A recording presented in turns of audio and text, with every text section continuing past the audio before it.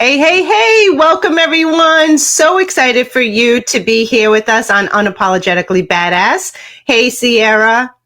Hey, everyone. Thank you for tuning in today. I'm so excited. We have such an amazing guest. I love the whole wearing a queen's crown to really just changing the world. Absolutely. Because I'm going to just say this because Rose is just unbelievable.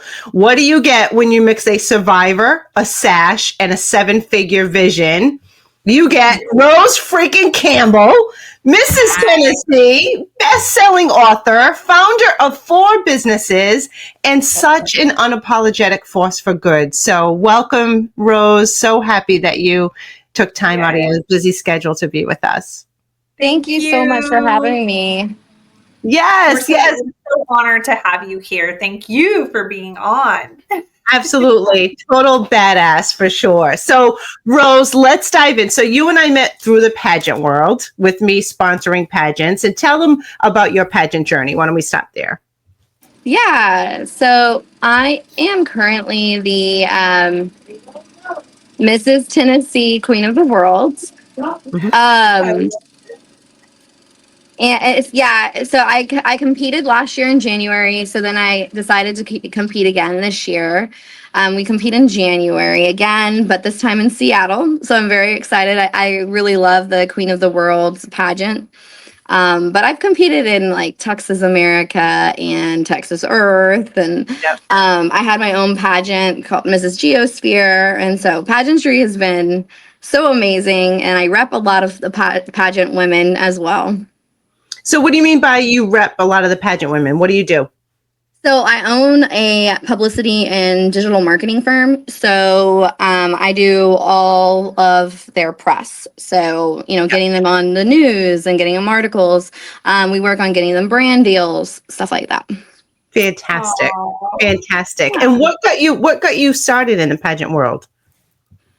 So it was during COVID. I had a stillbirth, and I was just kind of feeling just not my greatest. And someone said, "Well, you should compete for a pageant." And I was like, "Really, right now?" And so I messaged the director at the time was Tracy for Texas America, and she's like, "Yeah, go for it." So initially it was supposed to be in April, but then they changed it to September. So instead of 4 weeks, I had a couple months.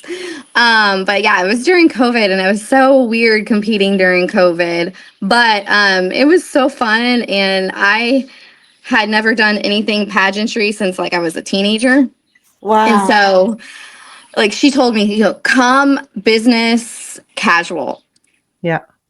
No. Business casual in the pageant world is way different than business casual in the real world.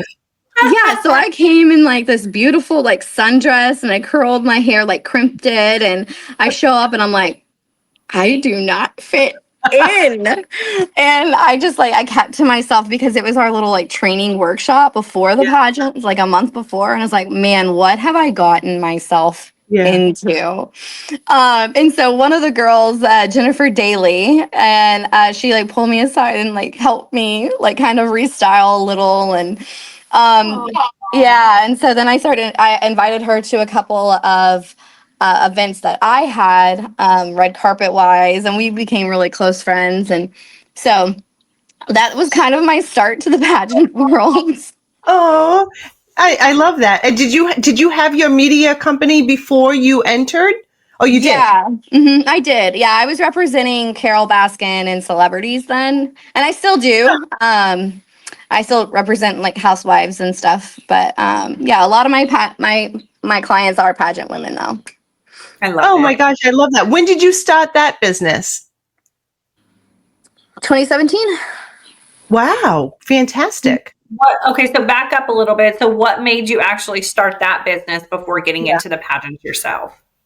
So I my major was communications, and then business management. So I graduated when I was 18 with my bachelor's degree. Immediately got married, had 4 kids by 21, and so during that time I was like, I can't I can't be in business. So I became a doula and went to midwifery school and got my license there. COVID hit. And but then I saw, like, right before COVID in 2017, I had a lot of like women who were like, they didn't know how to manage their social media, and Instagram was becoming more of a thing, and they just didn't know what to do with their marketing. So I ended up still being a doula and still practicing midwifery, but also helping women with that. And I went full force during COVID. I decided, because I worked stillbirths and all of that, that I didn't want to do it anymore. Yeah. And during COVID, I wasn't really allowed. So I said, okay, I'm just going to go full time.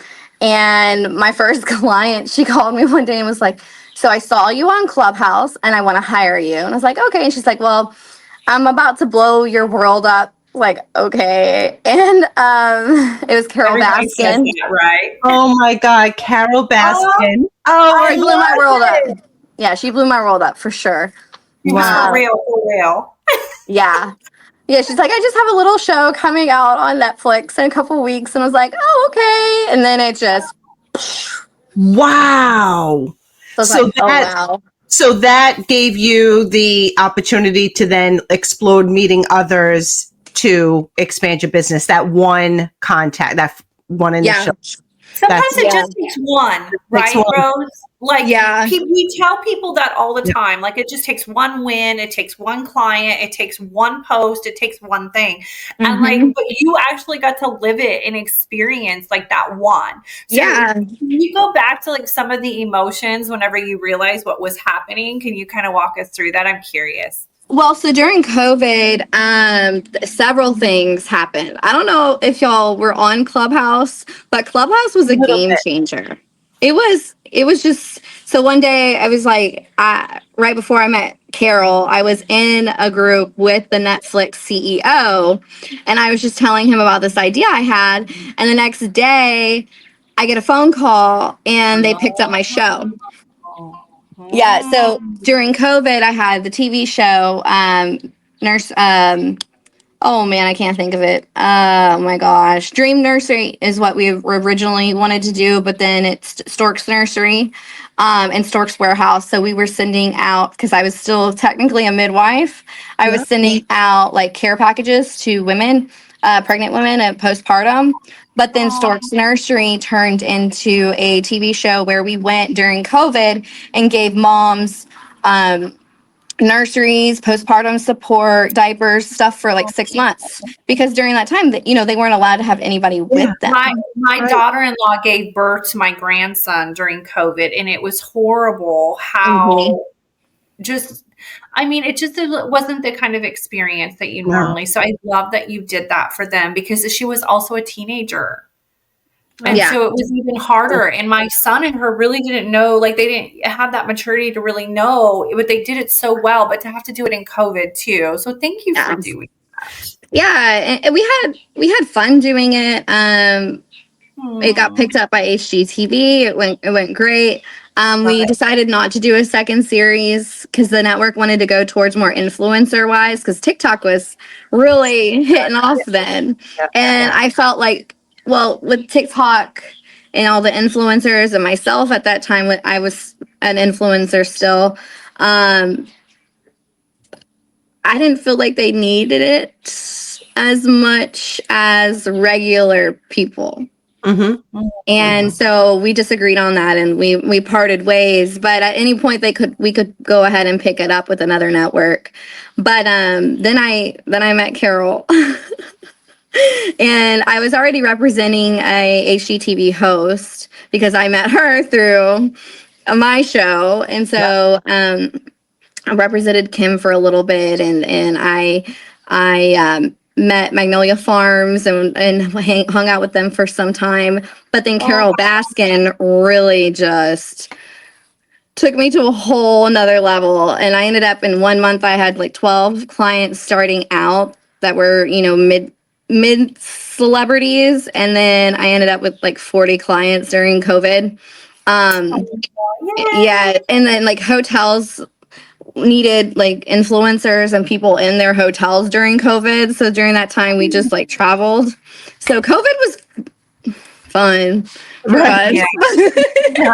Yeah. You know, COVID really brought a lot of businesses that maybe wouldn't have been highlighted to the front.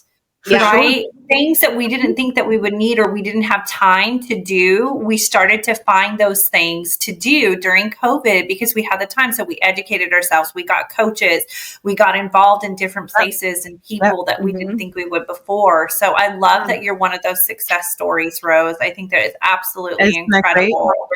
Yeah. Well, I feel like COVID, especially in like digital marketing and public relations, it really expanded because pre-COVID, you had to go in person for interviews. You know, podcasts were kind of like, nah, you know, it was all about like celebrities. And then COVID just switched it to now everybody wants to be an influencer. Publicity wise, I can do press in freaking Korea. I can do press in Canada and Alaska and all over, and I don't have to go. I can just do a Zoom interview, and they weren't really doing that before. So, I mean, it has just really changed a lot for digital marketing and public relations. And now publicists before weren't talent agents, but now it kind of falls under our little sector. Now we help with brand visibility by connecting with influencers, and it kind of just all goes together. And so, COVID really changed the game on a lot of things. You know, people were working from home, and so that's when we encouraged moms like, hey, look, people are able to work from home. You should be putting on your resume what you do, child management, private chef, like all of that, and kind of transform your resume and still be able to work from home. You know, I have 6 kids. I work from home. I mean, I'm currently hiding on my front porch. But I do work from home. Yeah. Oh, that's funny. Can you tell us, because I know a little bit about your background, but people are going to be like, wait a minute, what? I mean, your personal story and your triumph. So I want to go back to your childhood. Yeah. Can you kind of know more about you? Yeah. So my birth mom, she was 15 when she had me. She didn't really have a stable home environment. She was abused by her father, and so she, you know, the guy that she was with when she had me, she was 15, he was 42 and a pastor. Wow. Yeah. So she ended up having me. She tried really hard. She struggled with addiction after getting into what is the correct wording? After hours work. Okay. So I don't have to say all the other. So she kind of just had a hard time, and so she, you know, her rights. CPS took me from her when I was 3 years old. She fought for her rights until I was about 6 years old, and she signed her rights over. I went back into foster care because they were trying to get a relative to take me. Did not work out. There's this fly bothering me. Sorry. I live in the country, so it's like You're good. So, you know, her rights were taken, and I was put back into foster care, and I was put into this Mormon household. And, you know, 3 weeks in, you know, in the middle of the night, we're packed up and we're gone. And that was when the human trafficking started for me. And it happened for about 3 years. I remember, you know, a ton of police coming in the middle of the night and kind of like swooping us away. And then we were back in foster care. So was adopted, actually. Very surprised I was adopted. I was told so many times, even before the human trafficking started, because I had been abused in foster homes, and I had been abused by my mom's stepdad and boyfriends, that wasn't a baby. I was an older child that had been abused, and I wasn't going to be adopted. So I had kind of given up on that. And so by the time I was, ready to be adopted, someone did want me. The judge was like, well, it's up to her. And I said, no, I didn't want to be adopted. So it was a caseworker and my therapist that stood up and said, no, this would be best for her.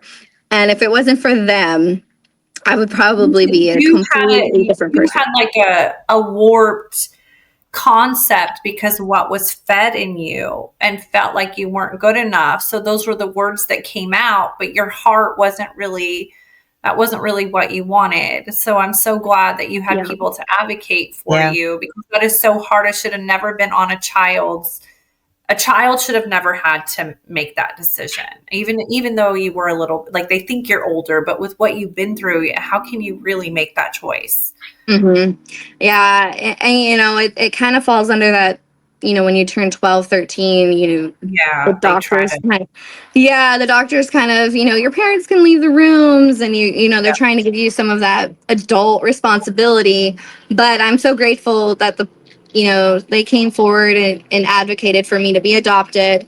I still, they adopted me. I moved out when I was 17, but they were still very good for me.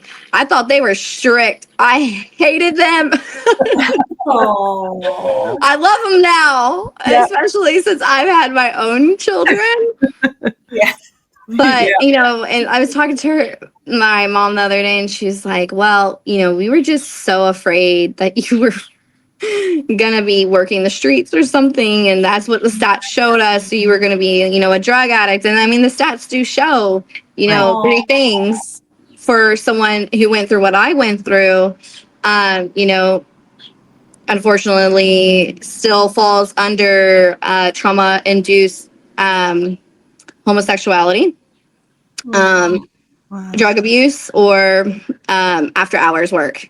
And so, or suicide. The suicide rate for aged out foster youth and human trafficking survivors is 80%.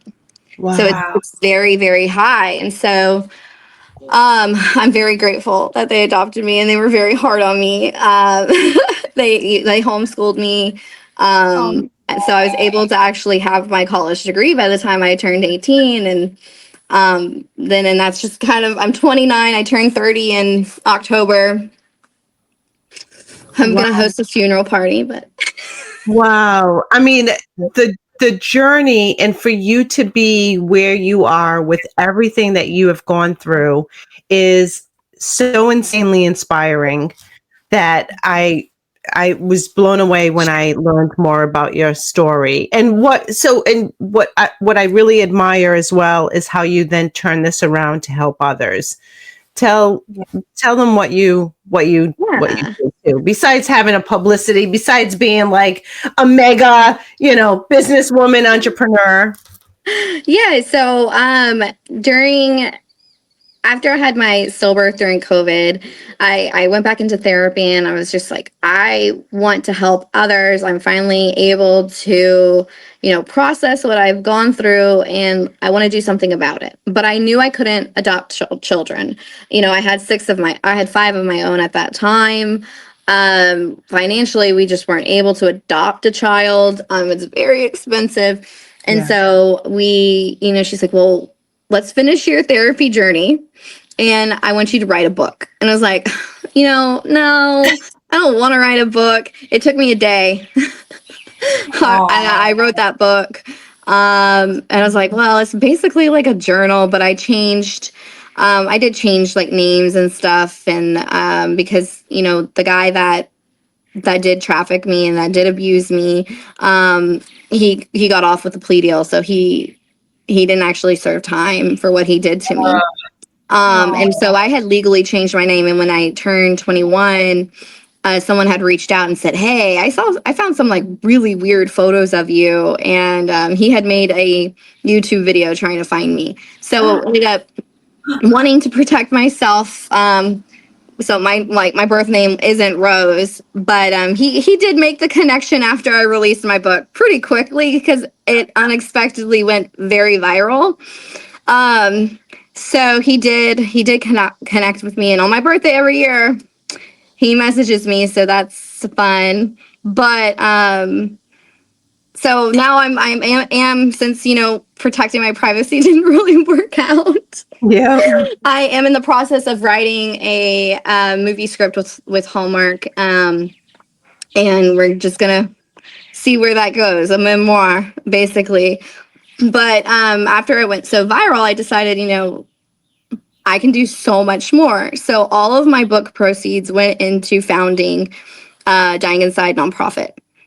And currently we have a couple of safe houses, but we're looking to open in Tennessee a community center. With our safe houses here in Texas, we offer a job program. We offer art therapy, mental health therapy, and animal therapy. And then we have professionals that come in and do private, classes for our ladies that have been rescued, and we help aged out foster youth as well. They're allowed to come into our safe houses, but we do like career days. And so we have like a chef that came one day. We had a nutritionalist come. We've had so many different, so we hold little classes for them, and we love doing that. And it's been so great.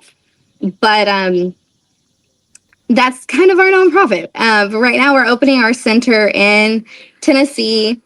And it's connected with our zoo, the Lonely Peacock Farms. It's so cool. Yeah. So part of our job program there is that they can come and they can work at the zoo, and they can learn, anything from management to animal care, animal husbandry, or just if they want to work the shop, stuff like that. And so the hope is that we open in October. We're about $20,000 away from our fundraising goal. So I'm like, please, if we can just raise that by August 1st, then we can open by October. But we have the land, we have the animals, we have tons of like donations. And so we're just trying to build the center now. So yeah, and how can people give back? You want to tell people how they can give back? I mean, we can link it below too whenever we air. So everyone else. Our nonprofit has a GoFundMe currently. If people want to raise funds, like become an ambassador for the nonprofit, we have an incentive trip. If whoever raises the most gets to go to the Caribbean for a week. And that was graciously donated.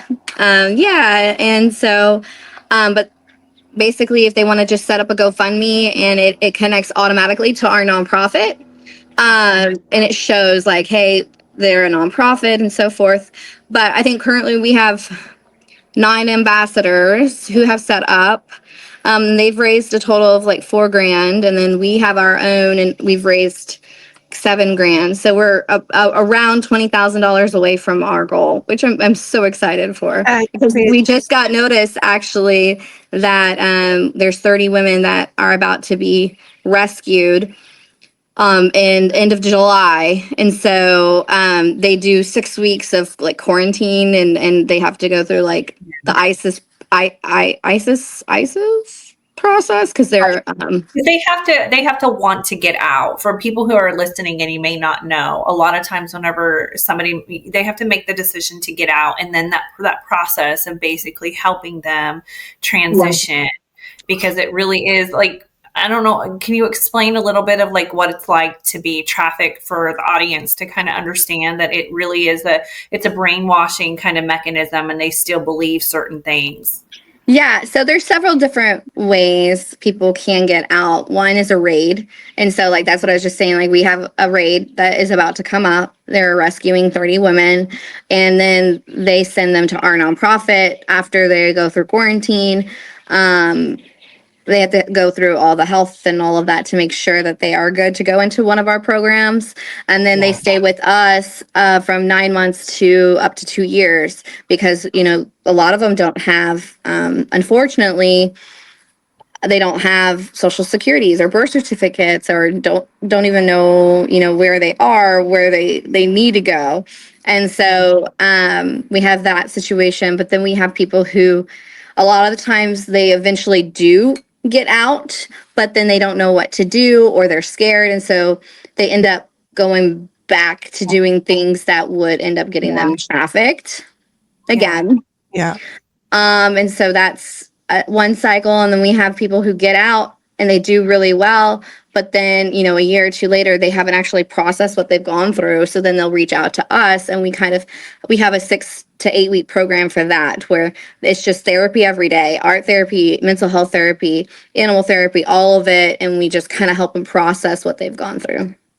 Wow. Because like you said in the beginning, Rose, that percentage of what happens after is so high. So I love that you guys have like different things in place to really capture that, so that that percentage can go down inside your program.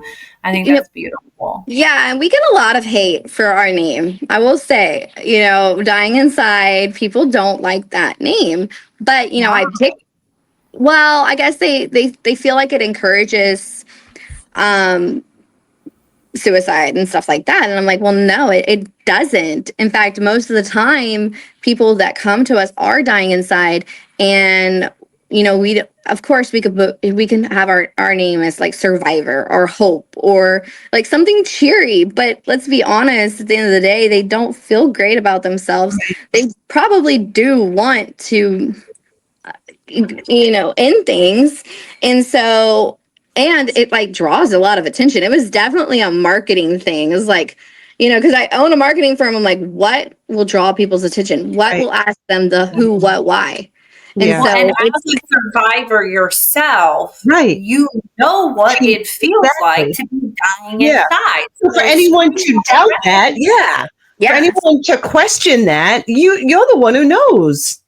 Yeah. Yep. Exactly. And, you know, and kind of getting back into like that pageantry is, you know, I went through so much, and I've met so many women in pageantry that have gone through something similar or some kind of abuse. And so we all join pageantry to, you know, share our story, but it's also kind of like a healing process, because we talk to each other, and, you know, it's kind of like a group therapy kind of thing. Yeah. Is what I tell people is like, you know, I've gone on trips with many women that I've represented, or just, you know, let's all go to Mrs. World together, and, you know, we'll sit and we'll talk. And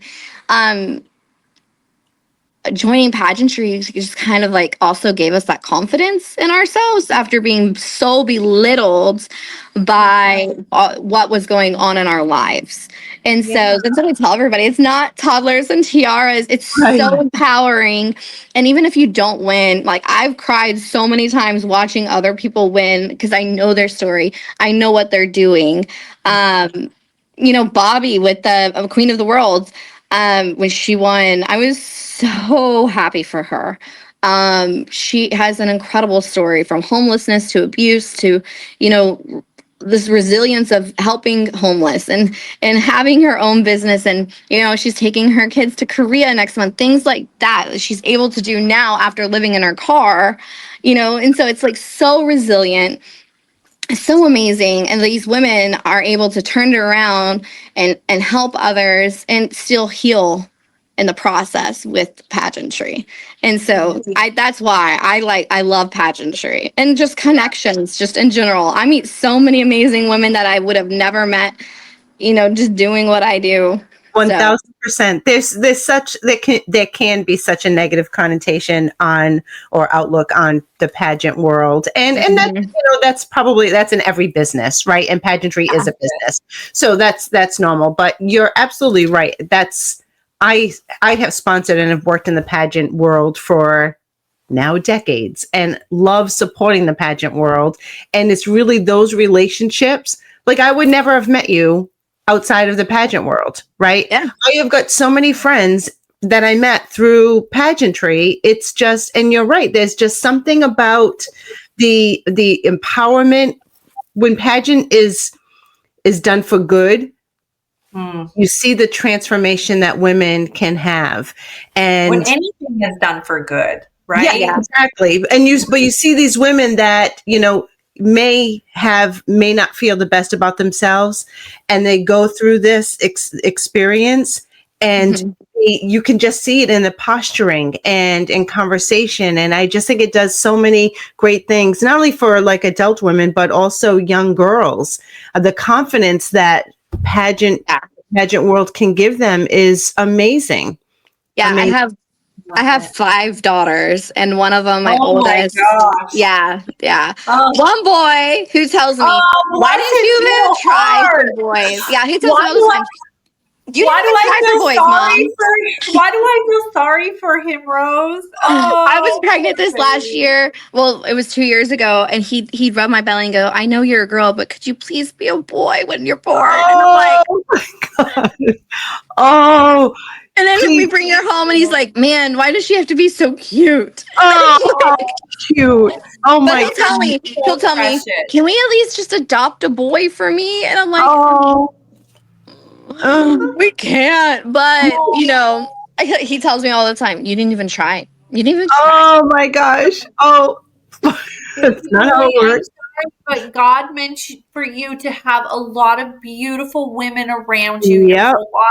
Yep. Well, I feel conflicted about that because I'm like, man, because I know what goes on in the world, and I'm not saying boys are less exploited, but I have to raise 5 girls in this crazy world, and it just 6 kids in general. I'm like, man, that's just like so much and so much more protection, and it's just crazy. My daughter is 10, and she's meeting other girls that are raised a little bit differently. They're allowed to go and do things, and it's hard for her because she's like, well, I can't have sleepovers, or I found a friend that has no siblings. And then my husband, he worked in the prison system in the psych ward for so long that he's like, well, what about the dad? And I'm like, Wow. or Yeah. what about the mom even? It's like, so we're trying so hard to raise our daughters and our son, obviously, but our daughters, it's just like so much more scarier. And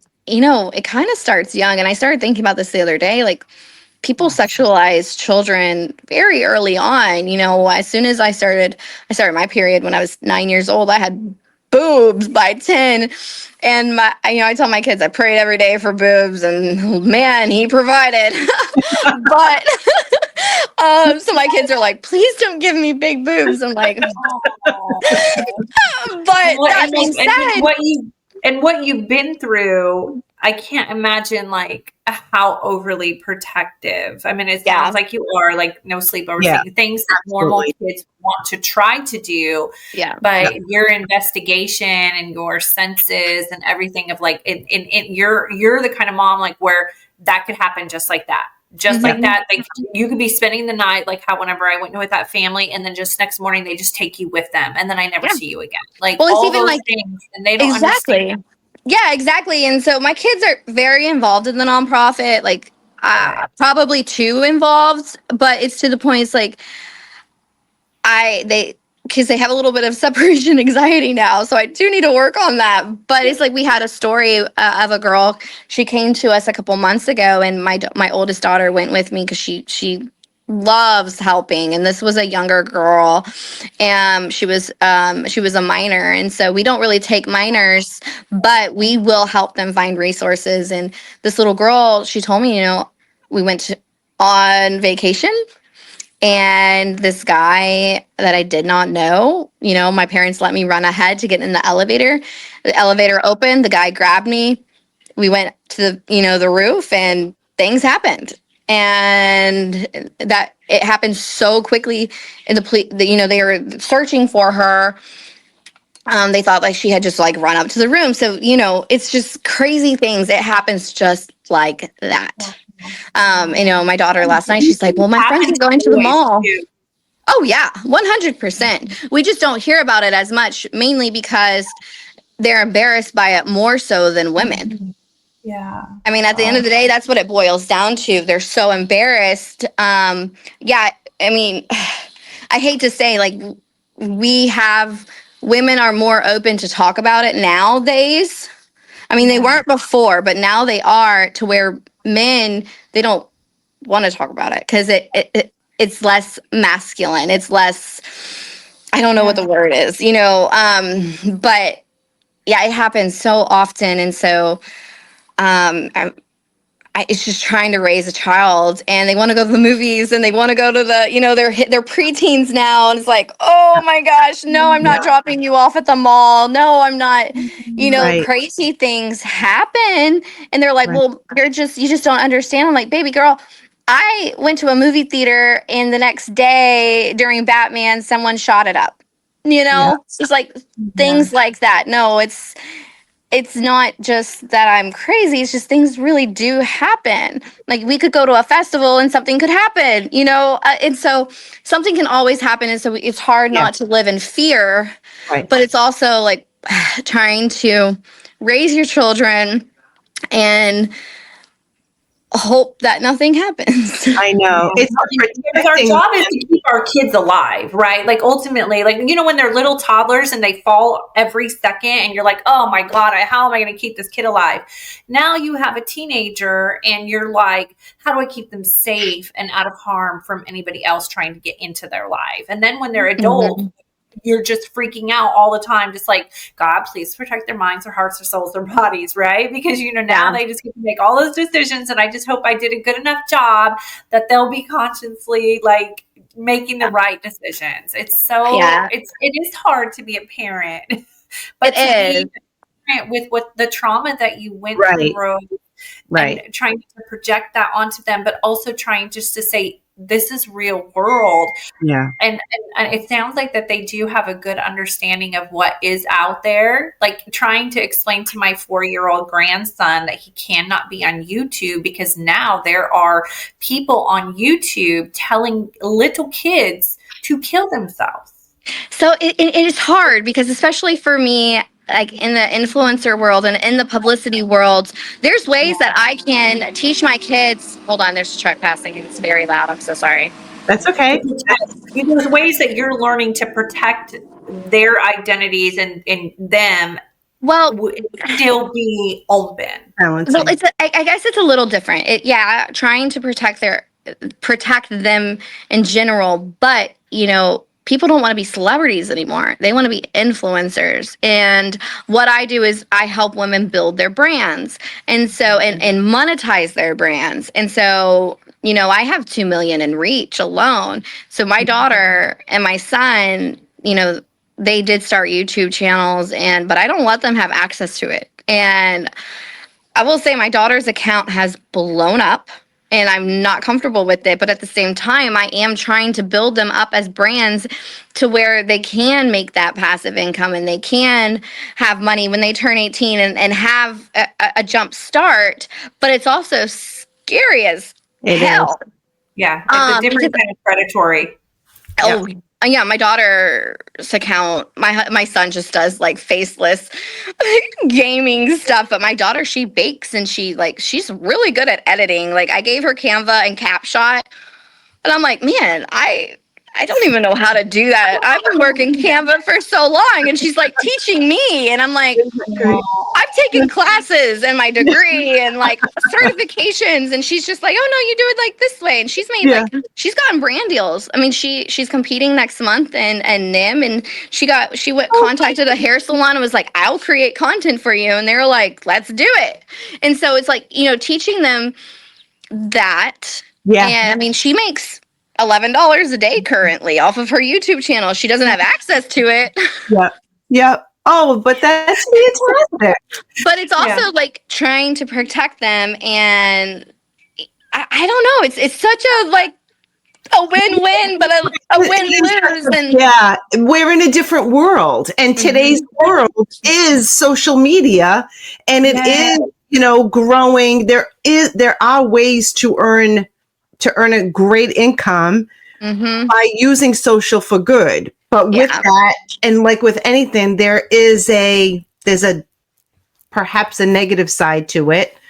Yeah. But that's and maybe that's a future book, Rose, is how to live on social and protect your family and yourself, right? Because that needs to be talked about more, is how to be an influencer, but still protect yourself. Because once you hit a good million, you really are out there, and you do need protection in a different way. And so whenever somebody can put it into like a format of here are ways to protect yourself socially as an influencer and your children, right? Now here it is. If you want to buy it, have fun. I can talk you through it. Yeah, no, it is crazy because, I have people like, I want to be famous. And I'm like, that's awesome. I'm glad you want to be famous, but let's talk about, like, I went to the water park with my kids last week at Splashtown. Well, it's not Splashtown anymore. It's like I don't know what it is. Harbor something. Anyways, I had someone walk up and was like, "Oh my gosh, I know you." And I'm like, "Oh my goodness, just and so people do recognize me, and my kids are like, "Oh, we'll take photos with you and this." And I'm like, "Okay, You're just like, no. take a step back." I'm like, "I'm with my family, yes, let's take a photo, but like I am with my family. I'm trying to enjoy." And so, but once you put your stuff out, a lot of people just feel like you're not allowed that type of privacy. And so I tell people, like, if you really want to go down this rabbit hole, sure, we can do it, but we need to sit down and have a talk about it, because sometimes I can't go into restaurants. Sometimes I can't go into places because people don't respect that privacy of ours, because they feel like you don't deserve that privacy since you put all of your information out there. Mm-hmm. And so, I am pretty private, even though I'm not private. Like, people don't know that my mother-in-law passed away a couple of weeks ago. We're in all this legal stuff, and and like there's so much going on in our lives that like a lot of people didn't even realize I still lived in Texas and I traveled to Tennessee. Right. And so it's out there now. But yeah, I mean, I travel between the two states. I'm opening the nonprofit in the zoo headquarters in Tennessee. We have 5 safe houses in Texas. Like, there's so much out there. There a lot of good, but I'm filming 3 TV shows this year, and so I feel like I'm about to blow up even more. But and I rep so many celebrities, and I'm on the red carpet all the time, and I help so many brands, and I love doing what I do, but there is that sense of privacy. I know someone saw that my house was for sale, and they like came to the house not to look at it. They booked to look at it, but they were in the house like taking photos, and I was like, "Huh, that's so weird." And then a day later, they're like, "We went to this person's house," and I was like, "Oh my gosh. oh." And they were like, "Her baseboards were dirty," and I'm like, "Oh my gosh." Oh my gosh.